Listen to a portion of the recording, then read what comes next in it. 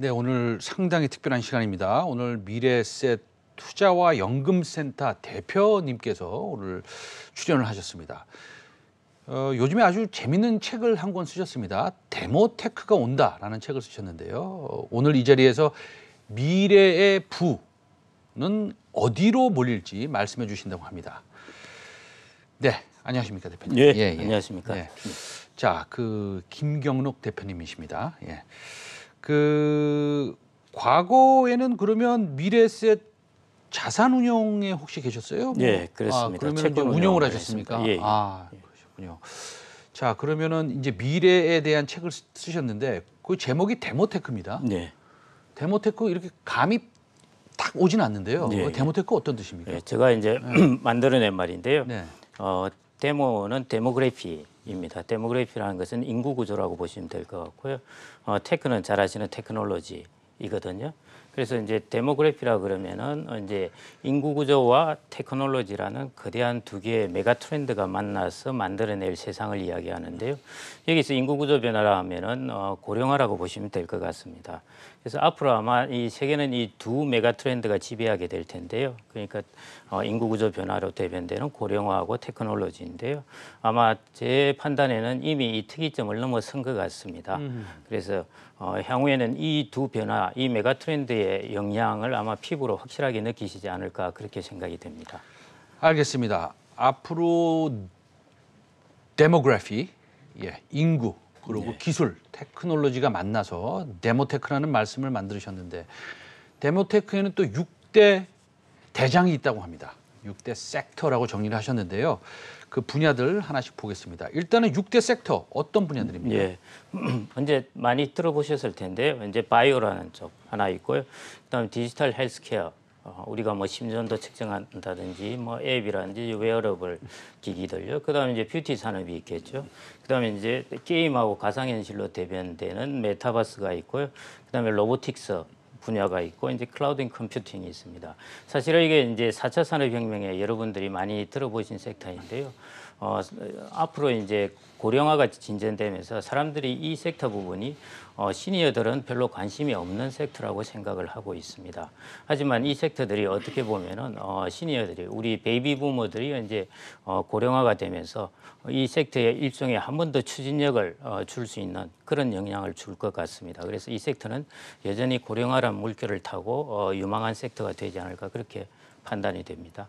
지금 말씀하신 이 바이오테크, 디지털 헬스케어, 뷰티 산업, 메타버스, 로보틱스, 클라우드 컴퓨팅 이런 6개 섹터가 사실은 이 우리 주식 투자의 투자 아이디어, 그다음에 의사 결정에 직접적으로 연관이 사실은 되어 있습니다. 그렇습니다. 보면은 뭐 바이오테크 같은 경우에는 뭐 당연히 바이오, 우리 개인 투자들이 너무 좋아하시고요. 뭐 뷰티 산업 같은 경우에도 요즘에 보면은 해외로 지금 진출하는 우리 그 스킨케어, 레이저 기기를 만드는 회사들이 굉장히 많지 않습니까? 임플란트도 사실은 마찬가지입니다. 그다음에 메타버스는 뭐 두말할 필요도 없는 것이고요. 지금요. 메타버스는 제가 한번 뉴스를 찾아보니까요. 하루에 한 100개 이상씩 나오는 것 같습니다. 메타버스 관련 뉴스가. 로보틱스는 얼마 전에 뭐 현대가 또 인수를 좀 한 로보틱스 회사가 있고요. 클라우딩 컴퓨터는 또 어저께 뉴스에 뭐 마이크로소프트가 클라우딩 컴퓨터와 메타버스에 뭐 온 역량을 집중하겠다 이런 뉴스가 계속 나오고 있는데 우리가 오늘 이 6개의 섹터를 전부 다 여쭤보기에는 또 우리 대표님 시간이 없으시고 또 시간이 한정적이라서 메타버스가 최근 부각되고 있습니다. 이 가상 공간에서 회의도 하고요. 그다음에 뭐 대선 출마도 합니다. 이 젊은 사람들의 호감을 끌어내고 있는데요. 이 메타버스가 앞으로 얼마만큼의 가치를 창출해낼 건지 우리가 그걸 가늠이나 할 수 있겠습니까? 어떻게 생각하십니까? 메타버스가 제가 판단키로는 이제 아직도 그 잠재성이 아주 큰 분야라고 생각을 하고 있습니다. 이제 다른 분야는 잠재성이 많이 피어난 것에 비해서요. 그리고 이제 방금 말씀하신 것처럼 이제 이미 이 제가 말씀드린 분야 같은 경우는 이제 많이 추진력을 얻어서 움직이고 있죠. 근데 제가 이제 이걸 다시 말씀드리는 이유는 세계적으로 보면은 지금 한 40년 정도 동안에 그 시니어들의 65세 이상 인구가 크게 증가합니다. 한 11억 명 정도가 이제 40년 동안 증가하게 되는데요. 이 시니어들이 방금 말씀하신 그 바이오라든지 디지털 헬스케어뿐만 아니라 메타버스 영역까지 충분히 들어갈 수 있다는 것입니다. 예를 들어 이제 지금은 메타버스 하면은 뭐 제페토도 아시겠지만은 거의 10대, 20대 놀이에 속해져 있습니다. 네. 게임 같은 경우도 마찬가지죠. 근데 이게 이제 시니어들에게 새로운 삶의 공간이 될 수 있다는 것입니다. 왜냐하면 아시다시피 이제 시니어들 같은 경우에는 제일 몸이 약하고 일단 관절이 아프고 그 다음에 얼굴은 늙어가고 이렇습니다. 네네. 그래서 자신의 이제 아바타를 통해서 새로운 삶의 공간으로 옮기고도 싶고 그렇거든요. 근데 지금 이제 60대, 70대 분들은 여기에 전혀 익숙하지 않습니다. 않는 데 비해서 지금 40대 세대들은 이미 스타크래프트 이런 것들을 한 세대입니다. 그래서 여러분들이 한 10년, 20년 후의 미래만 보신다면은 베이비 부머가 은퇴하면서 고령화가 되면서 이 사람들이 이 메타버스라는 시장에 효과를 충격을 줄 부분은 제 판단에는 충분히 크다고 볼 수 있을 것 같습니다. 알겠습니다. 그 메타버스 요즘에 관련주들이 많이 그 시장에서 두각을 좀 나타내고 있는데요. 예.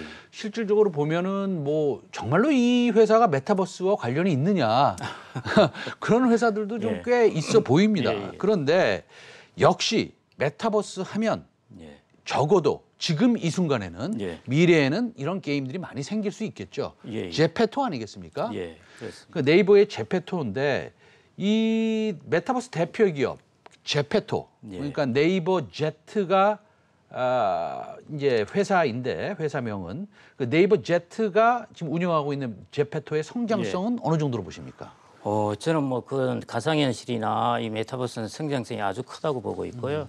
아시다시피 작년에 이미 빅히트하고 YG에서 이게 120억 원을 또 투자를 했지 않습니까? 그리고 최근에도 이제 와패드하고 또 이제 저 네이버 그 웹툰하고 이쪽에서 또 이제 스튜디오에 투자도 하고 만들고 그렇게 합니다.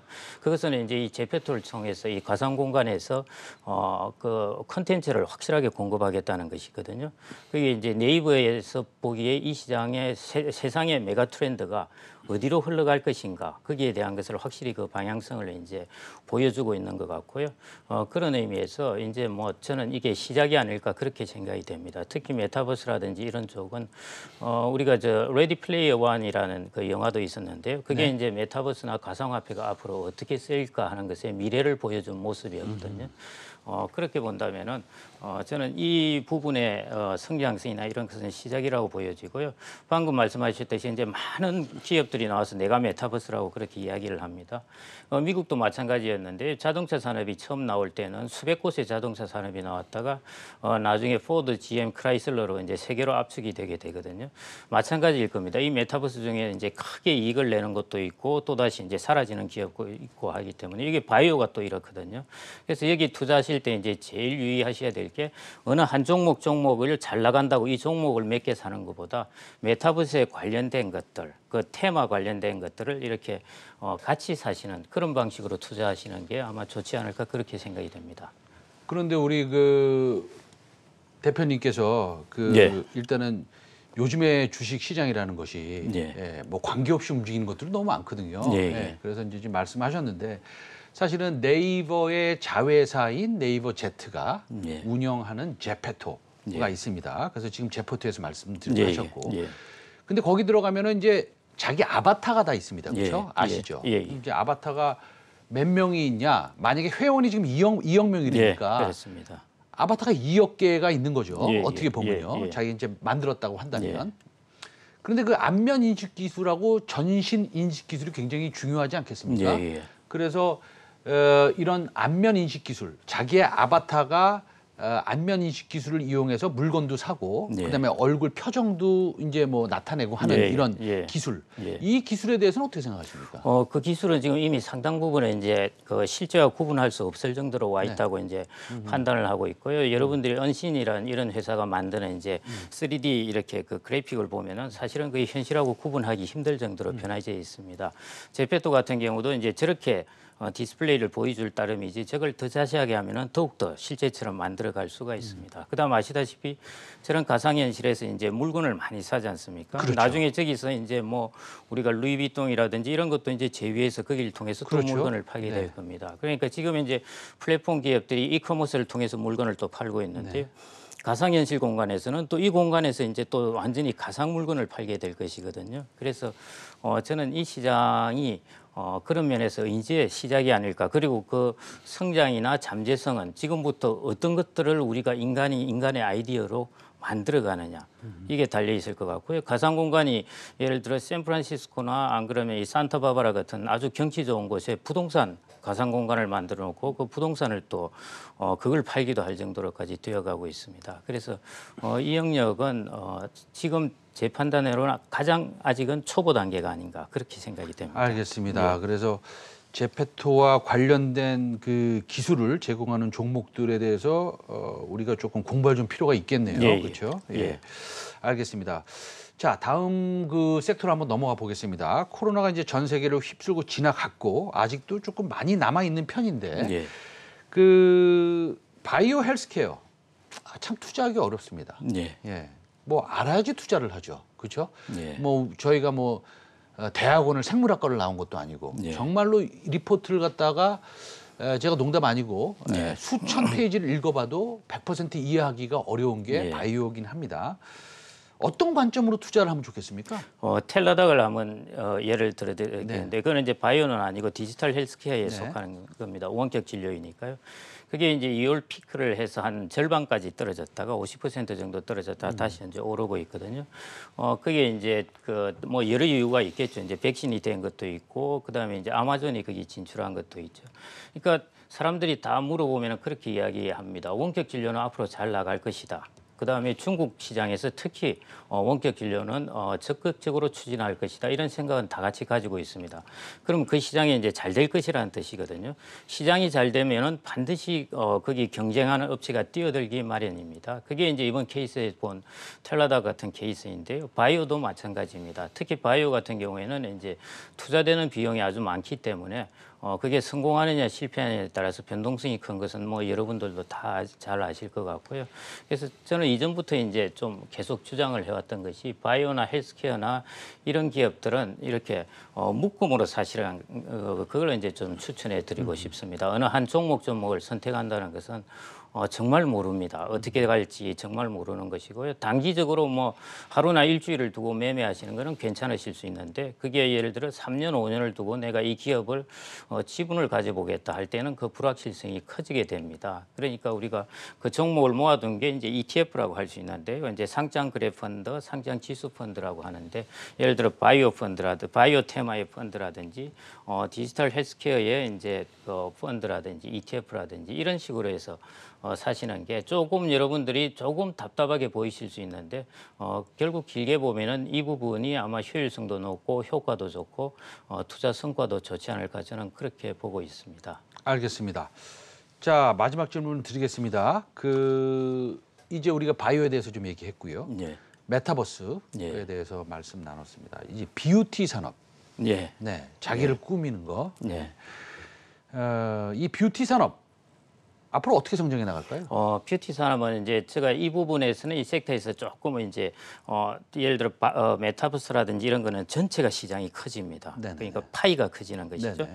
근데 이제 뷰티 산업이라는 것은 저는 이제 이게 시장의 파이가 확 커진다는 것이기보다는 이게 시니어들의 비중이 커지고 시니어를 타겟으로 한 이런 쪽에 회사나 이런 쪽에 이제 더 성장성이 좋을 수 있다는 것입니다. 그래서 이제 이전에는 얼마 전까지만 하더라도 이제 안티에이징이라는 말을 했었는데요. 요즘은 이제 다운에이징이라는 말을 하고 있습니다. 그러니까 오히려 젊어지는 쪽으로 움직이게 하는. 그래서 요즘 뷰티 산업 같은 경우는 그 기술뿐만 아니라 그러니까 피부나 보톡스나 이런 기술뿐만 아니라 유통 기술까지 하이테크하고 이제 결합돼서 움직이게 됩니다. 그래서 뷰티 산업 자체도 요즘은 거의 이제 테크 혹은 바이오 산업하고 어떤 바이오 어떤 회사와 제휴하느냐, 어떤 기술과 제휴하느냐 이것이 아주 중요한 상황이 될 그런 이제 트렌드를 보이게 될 것 같고요.